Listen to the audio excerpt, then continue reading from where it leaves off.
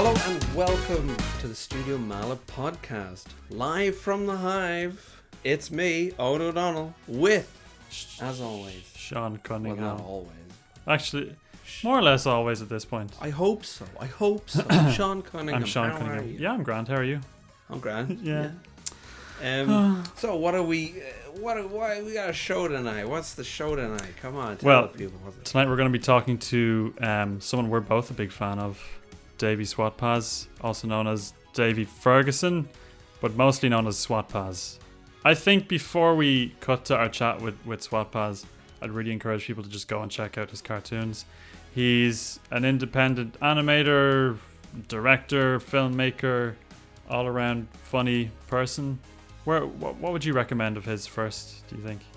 I would recommend his Caldo cartoons, his Turbo Fantasy cartoons. My personal favorite, Have a Laugh with the Funny Giraffes. I always recommend starting with Caldo, which is Coldo. But I think you can find most of his stuff on his personal website, right? Which is Swatpaz.net. We'll stick a link in the description. we'll stick a link in there. And right, he's also done an episode of Adventure Time. I don't know what season, but maybe you know that information. You can look that up. I probably shouldn't just say he's done an episode of Adventure Time. Don't know which one, but just watch the season. And Sean, he's done an episode of Adventure Time.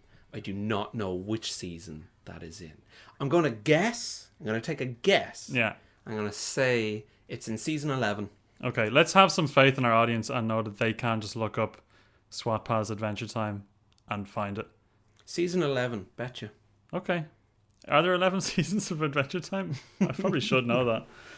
But yeah, we will go to that now, I suppose. What's a good transition? We're finally back after 6 months, 5 months. There was one since Christmas, wasn't there? There Surely. might have been. It's been a bit of a drought, but that's because for good reasons. We've been busy.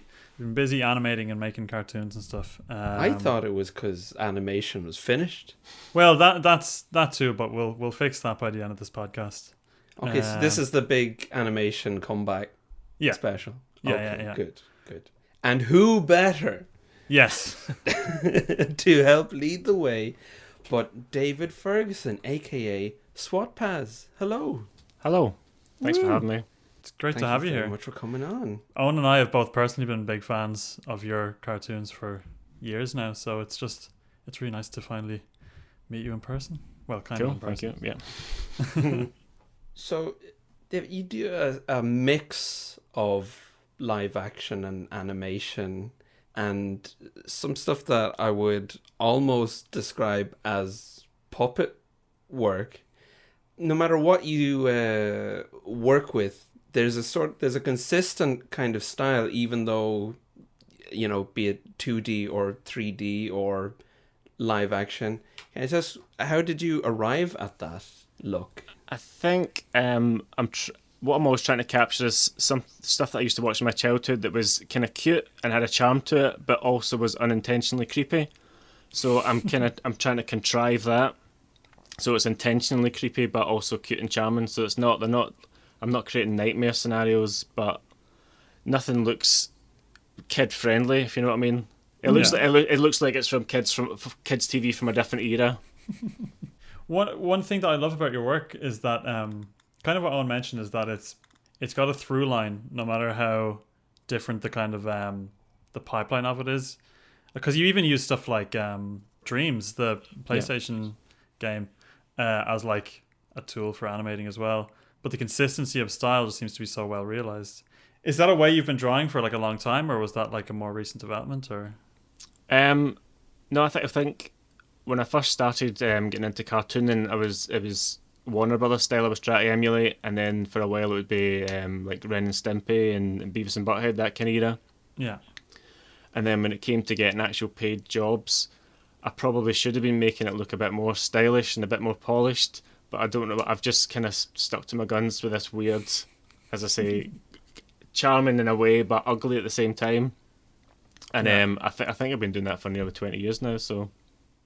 I would describe the look of the characters as when there's a range of like maybe plushes or figurines, and there's one character who's kind of, you can tell that one's going to be left over because it can be a great design, but it just doesn't have the, like, it's the one the kids are going to go, oh, I don't, there's something, and the parents are going to pass it by, like, it's the doll parents pick up and go, just a little bit unsettling, and put it back. Yeah, there's a shelf of toys over there that would kind of fit that description. Oh, really? Yeah. It's like the most fun Masters of the Universe designs are the ones that you can imagine in the 80s. Well, no one was buying these, but now they're the best. Sean mentioned Dreams, and I'm really curious about what was the initial appeal and draw to Dreams, because I've seen very little use of it in any way from anyone else. Yeah, I just remember being very excited by some of the previews that were about the trailers of what you could do in it, and obviously it's geared to make games, and it's geared for beginners to make games, but it was the only package kind of I knew of at the time that you could do cool real-time puppet animation in it, because you would use I've got the little motion controllers. Oh, okay. As a puppet, and with a VR helmet, so you're kind of in a virtual set with puppets. So are you more or less moving that controller around? For the audience, he's picked up like a PlayStation Move controller. Yeah. Are you moving that around and then like one of the buttons just triggers mouth opening, closing, things like that? Or you could do that if you wanted. I think at the end I ended up doing it as kind of passes. So I would do a pass where I would do the puppet, and then I would do the voice would be triggered by like the old Jerry Anderson puppets where the audio triggered the mechanism.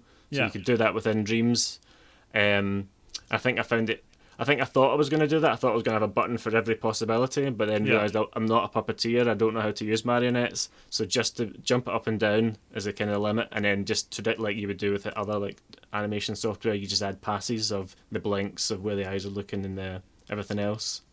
It gives such a great result though, because to animate frame by frame that kind of motion, it could be done, but you'll never quite get the real, this is someone waving an object around. And I think my favorite of those is the have a laugh with the funny giraffes. Because that's the other thing about Dreams, that it's got its own physics engine that's just really easy to use. You don't have to set it up, it's kind of automatic. So that's why I set up like towers of bricks. There's no, if I was trying to animate that traditionally or in 2D, you just wouldn't. So that's why I was like, well, perfect, I can just set up a whole castle full of bricks and just knock them over and record it, because I was just streaming it through a capture card. It's because it's real time, you're not rendering something and waiting for the frames to generate, you're just like hitting record almost as if it was a real puppet show. Oh wow, so yeah, you essentially have just a camera running at all times, and then you're just cutting that later. So you've more or less reverse engineered it to work like an actual set. So yeah, jeez, Are the Caldo cartoons made with Dreams, or? Initially they were, and then as they got more kind of complex, I've decided just to switch to Blender, just because Dreams is amazing, but it's stuck on the PlayStation, and they've done lots of things so that people can't muck around with it, basically because it's a community, so you can't import images, there's limits on what sound you can import, but with a modern kind of animation pipeline you can't really have that. You can't have all these limits, because like every bit of software has to connect to something else, so just because I've got such a limited amount of time, I've decided to switch to an easier package but I definitely miss all the physics and the puppets from Dreams, because at the moment I'm using this thing where it's a little bit of software where you put the VR helmet on, and you're like a mannequin in this virtual dojo, and I've already pre-recorded the audio, and then I'm kind of dancing into it in this virtual dojo, and then you load that into Blender, which is not as nice as Dreams, where you can actually move like one-for-one real-time puppet. So I'm hoping for something that's going to come along that's as usable as Dreams, but better fits into a PC pipeline. Did you hear that, Mark Zuckerberg? Someone out there might actually have a use for your metaverse carry-on. So, something to... On Caldo again, where did Caldo come from? I think it was that the Caldo and there's other characters called the Funny Fish Finger Friends, were a kind of reaction to stage in my life when I was actually pitching to make real kids TV shows, and maybe not being 100% behind the ideas, or didn't really appeal to me, but you knew what you were trying to, the kind of target audience. So I thought I would go completely in a different direction, something that would just completely for me and would never be on the telly. So the Funny Fish Finger Friends, these bizarre creatures, and Caldo, this little kind of bald clown that can't stop laughing, came from that. And then just before lockdown, I went and splashed out and got myself a new PlayStation Pro and thought, I'm going to make Funny Fish Finger Friends a TV show. His dreams is perfect for it. I've got a bit of free time. And then lockdown happened, and my wife's got a real job, so she had to work full time, and I had to look after the kids for months. And so my animation time was really limited. So I decided to try Caldo, but keep it really limited, so that he was in the flying car, so that I wouldn't have to do a walk cycle. He had like one hand stuck to the steering wheel, so only one hand could really gesticulate. Yeah. And that was kind of it, and just kind of work from there, like with a very kind of bare bones character. Bah humbug, you've not to enjoy your Christmas or else. Okay then, sorry. Anyway, I'm away to my big bed with curtains. Oh, spirits, why would you show me that? It was all a dream and I've changed my tune. You can enjoy your Christmas on me. You also wrote and storyboarded and I suppose directed an episode of Adventure Time. And animated as well, did the animation. And animated. Yeah. How did that come about? I think when I was used to working 2D years ago, there was a website called Cold Hard Flash, and that's where I would submit. This was before Twitter and stuff. I would submit like little videos I'd made, and they would go online there. And I think that's where Pendleton Ward, who was the show runner at the time, seen my stuff. I think he recommended me to Cold Hard Brew, which is another animation website that's still going just now. Yeah. So I think that's how the Adventure Time crew found out about me. And then a few years later, it was Adam Muto, who was running it at the time, got in touch and said, would you like to make a web-only kind of fake, kind of bootleg version of Adventure Time? We're going to do these little mini-shots and put them online, which is obviously sounded like a dream come true. And I storyboarded this little thing. By the time I got to the end of it, they decided not to do these web shots. I don't know if it was a change in management or something like that. But he said, leave it with me. And then a few weeks, I can't remember, maybe it was a couple of months later, they said, we've managed to talk them into making it into a full episode.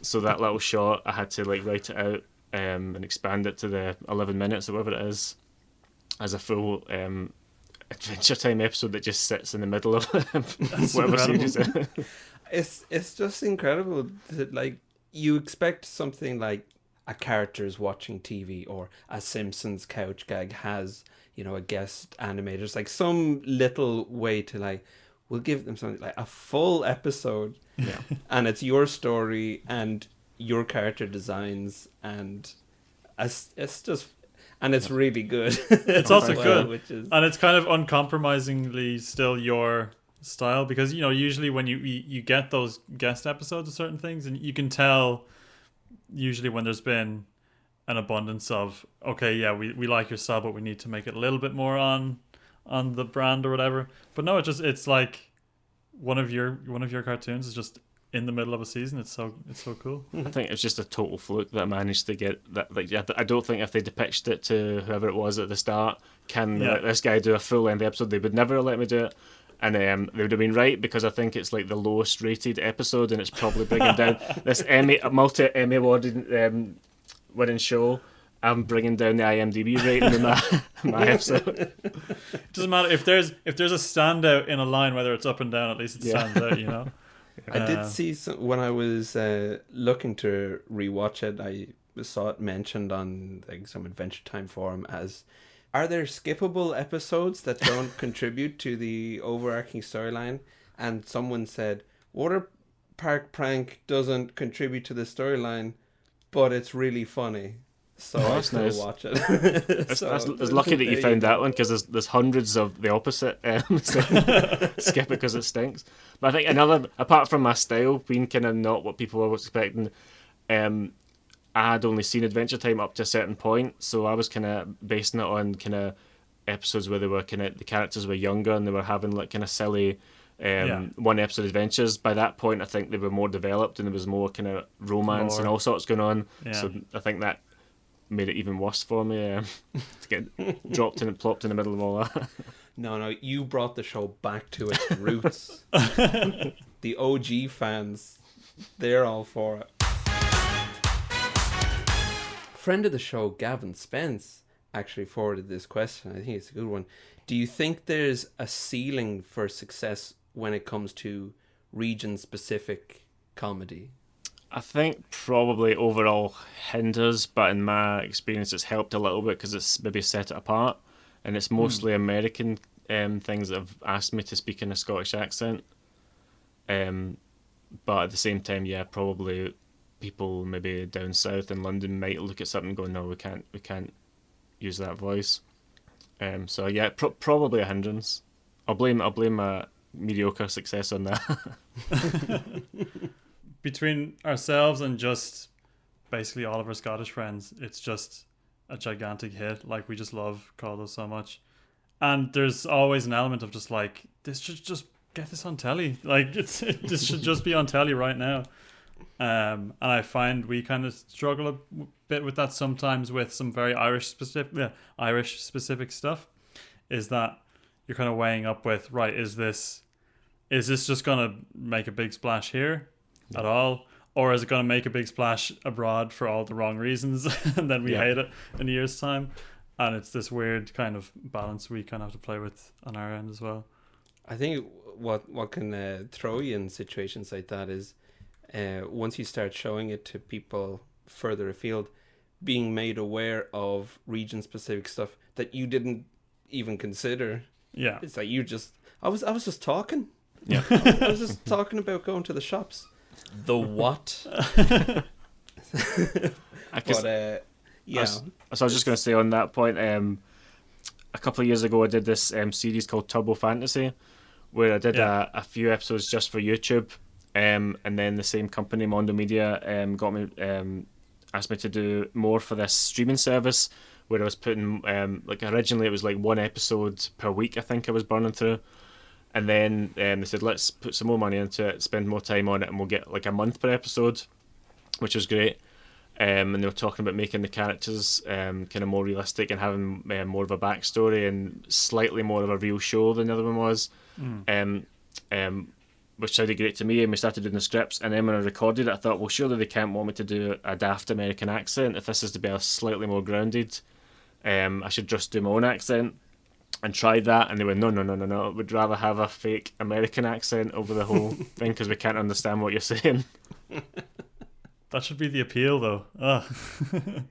On the subject of voicing the characters, you tend to voice everybody in each thing you do. Have you ever been tempted to hire others, bring other voices in, or do you prefer? It's basically just the kind of necessity, because the stuff that I do to post online that's not paid work is what I can fit in between paid work, and I've not got budgets for anything. Do you know what I mean? I'm not successful enough that I've got money that I could pay proper voice actors. So everything as like with the Caldo thing, sat stuck in a seat with his one hand in his email, everything you see is kind of the best I could do, if you know what I mean. There's that is the economy of it, is what's driving most of these things. So it would be great to get proper voice actors, but I can't afford it, basically. I always wonder about stuff like that, though, because it's tough, because like we've worked on things before where we definitely had specific limitations on certain projects just because of either the budget limitations or the time limitations, and then when that thing goes out, we've got an opportunity to make another one and then, you know, add some extra budget to it and do something better than we did before. And then it kind of turns out that what the audience liked in the first place was what you ended up kind of having to do, and that was the thing.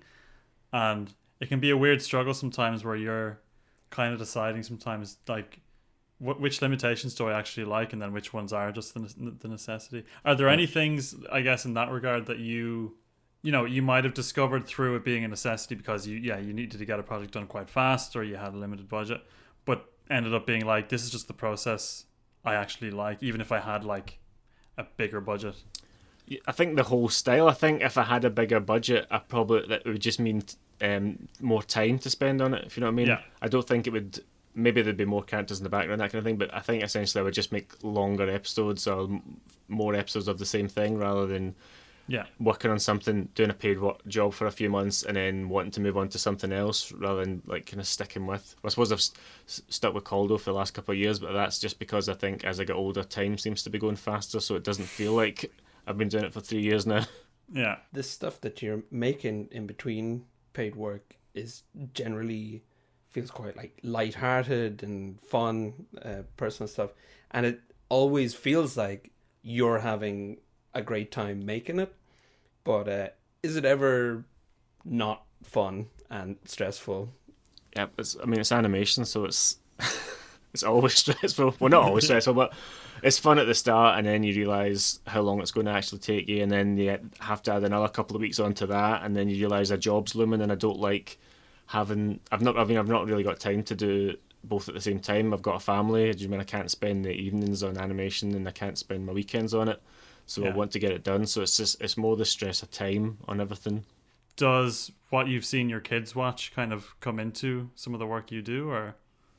It's definitely shown me where the bar is professionally, like and stuff like Gumball. They were watching that the other night. It's just amazing. And it has. I don't think that's a million miles away from what I could do if I was working professionally.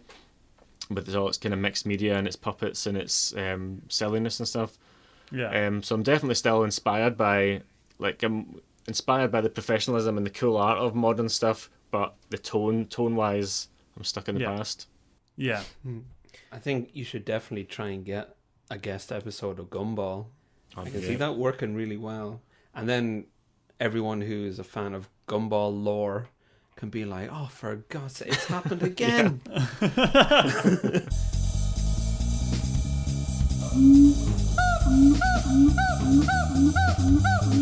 I love to ask each guest, what would be your dream project? So you've got infinite resources, time, money. What would you love to do with it? I think I've been lucky that a couple of the projects, like the Adventure Time one and the Turbo Fantasy one, were kind of dream projects. And I'm glad I've got them under my belt. But if I got this infinite amount of money, I think I would probably do the Funny Fish Finger Friends and make a series of that. And hopefully can add technology that doesn't quite exist yet and stuff. Oh yeah, absolutely. So I think it would be a VR set with puppets, a bit like a Jerry Anderson type thing, and I would just probably make episode after episode of that. Or maybe not even episodes, I might just sit in there and play with the little puppets in different scenarios.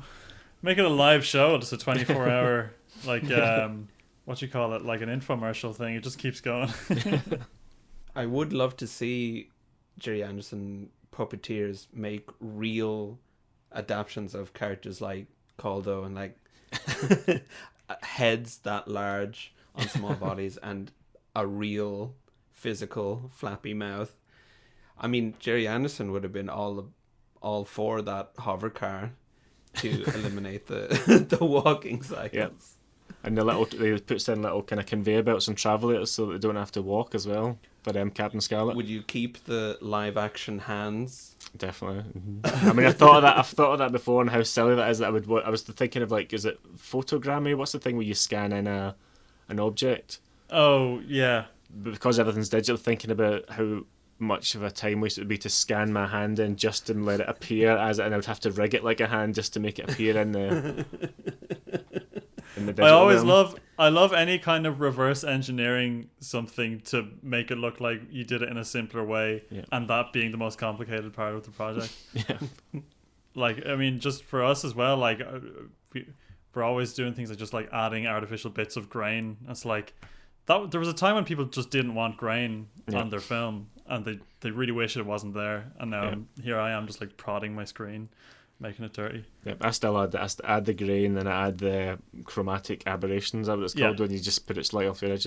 I used to add like a hiss and a hum, but I'd stopped doing that because that was just upsetting the sound mix. Yeah. What's good about adding all that stuff is it means you get to re-release it down the line.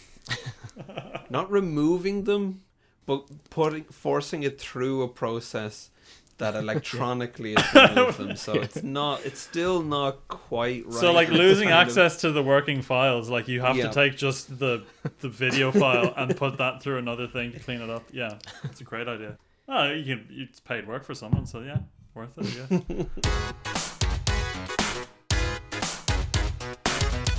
You said earlier that you listened to the other episodes of the podcast, so we can spare you the sometimes quite tortured explanation of what the oblique strategy cards are, and we can just go in for them. For the listener, though, they have to listen to the tortured explanation again. David Bowie and Brian Eno and Peter Schmidt made a deck of cards that just have nonsense written on them that you're supposed to draw and get. This is getting simpler every time. I love it. And getting inspiration from them, like to get over creative blocks and so on. So let's see what this card inspires in David. Just going to draw from the top. Do something boring. They don't even put a full stop on there. The 70s, mad. Lawless. That kind of sums up a lot of animation. Yeah, like it's fun at the start when you're doing the animatics and the initial drawing things out, and then when you actually get stuck into the meat of it, that's when it sometimes does become a bit more monotonous and you feel like you're doing the same thing over and over. So yeah. I don't know, that card's not going to help me professionally, I don't think. Well, you just like do something boring, you're like, okay, I guess I'll just continue what I'm doing. I guess with animation, it's very much you have to filter out bad ideas right from the start. Yeah. Because and you get more and more used to realizing, now if I do this, I know how long it's going to take. I know how much work it's going to be. So, is this the one?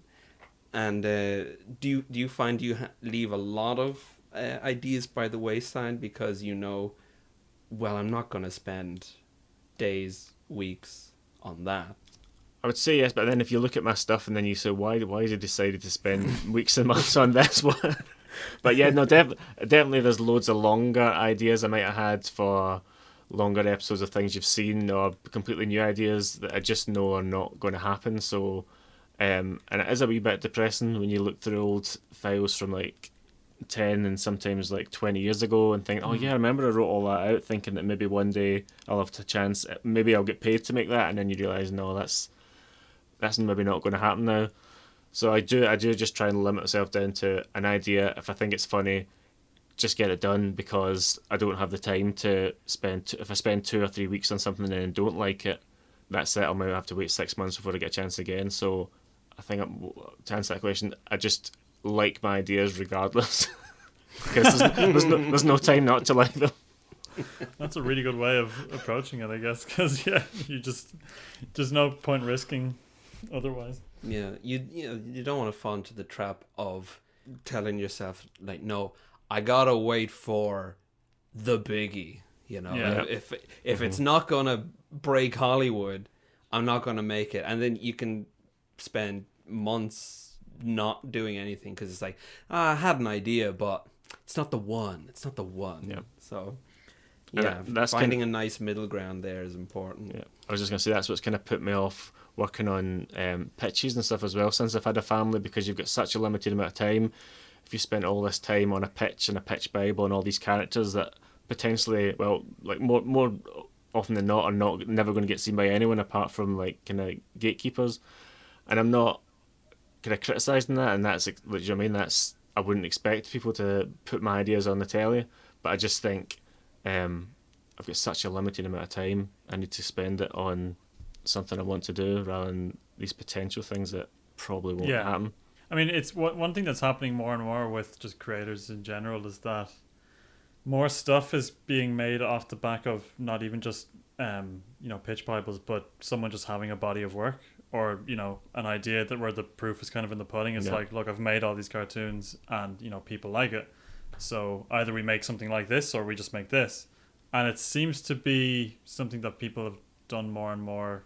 You know, pitch Bibles are still going to be a thing, I think, for a long time. But it does seem like more and more people, as you mentioned, kind of the gatekeepers, are looking at stuff that's just already there and going, well, we could just make that. So I haven't done a lot of pitching, but a memory that is just really hard-boiled into me now is sitting in a waiting area to go into a pitch next to a bookshelf that was full of pitch Bibles of shows that were not made. And when you see, it's like, oh, like, because you arrive at the building with your couple of scraps of paper thinking, this is good stuff. This is going to be on television. And then you see, oh, there's just piles and piles of stuff. And you have a little casual flick through and it's like, this is just full of amazing stuff. And there's basically a wall of broken dreams here. And they're all great dreams as well. It's not, you're not flicking through and thinking, well, I can see people turning that down. It's just like, no, this is excellent. This was someone's great idea. This is full of beautiful work. And it's not made. It just, this is it. This is where it died. And so let's go.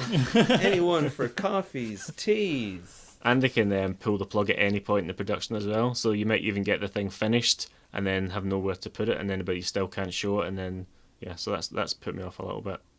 It's not just the fact that I don't think they would be shown anyway, but I mean I just have to balance up the amount of time I've got. It's a good reason to kind of encourage people though, like to even if they're keeping things small, is to kind of make those little ideas and make and finish like just something that you're happy with, and kind of stick to something that you like. I mean, that kind of comes into a lot of kids shows nowadays. The ones that are being enjoyed lately by like kids and grown-up audiences are the ones where you can tell the creator wasn't just following a formula. They made something they liked first, and that kind of came through. Stuff like Bluey, like people really like Bluey, and you can tell that's because they might have pushed through that limitation that might have been perceived a little bit and made something that was just probably a cartoon. They didn't think of a demographic first. They thought of, I want to make this cartoon about dogs, and it just so happens that little kids will be it'll be suitable for them. So yeah, I guess just make your own stuff, I guess is what I'm trying to say. I really appreciate Sean pulling us back into a positive. It's like, we're trying our best to convince everyone, don't start animating and don't start writing, and think about the wall of dead dreams, and Sean jumping in. You gotta do what you want to do. Don't give up. As long as you're aware that it might not work out. Yeah. Make stuff you love, and maybe it too can join the wall of dead dreams. That's how we'll balance it. This is where the fade in music is going to happen.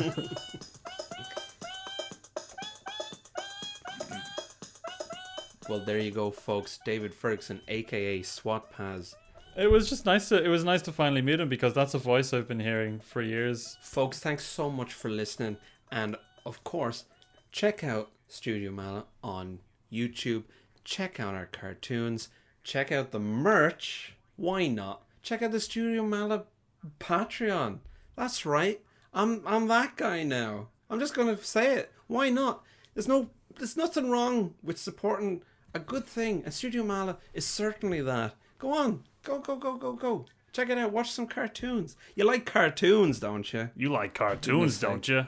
Don't you like cartoons? It was really nice It was really nice to talk to Swatpaz. I'm going to start just calling him Swatpaz now, because I keep saying 3 different names. But if please do check out his stuff. I think we mentioned earlier swatpaz.net. Just dig through his stuff. It's really good. Do you want me to play us out with a tune? Please. Okay, hang on. Let me just turn the tempo up on this.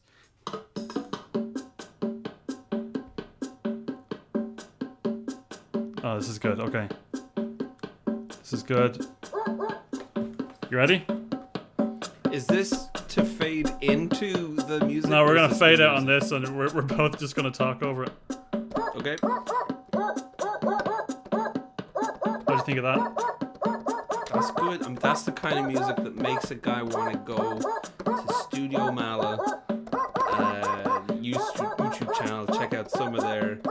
What do you think the song? minis. What do you think the song could use more of? Just give me a suggestion. It's hard to. I mean, when a work is so complete, it's like when a movie's really good and then they make a director's cut that's not as good. Yeah.